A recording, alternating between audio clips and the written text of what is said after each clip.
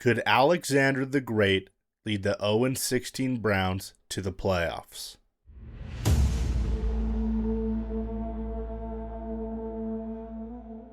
Alexander wasn't just some king sitting on a throne. He was in the trenches with his guys. Born in 356 BC, trained by Aristotle, he was raised to believe from a young age that his destiny was to be legendary. He takes over Macedonia at 20 years old, and immediately he starts conquering everything in sight. He defeats the Persian Empire, he wins numerous battles, marches thousands of miles through deserts and mountains, but his true superpower was leadership.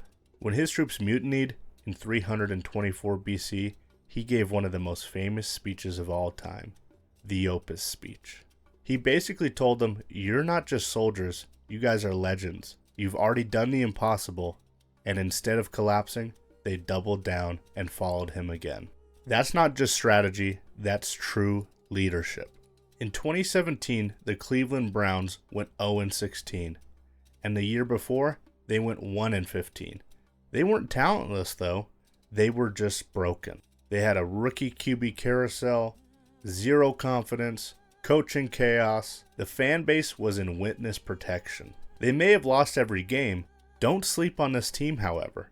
They had a stacked roster. The very next season, almost the exact same roster, they go 7-8-1. What was the biggest difference? Baker Mayfield.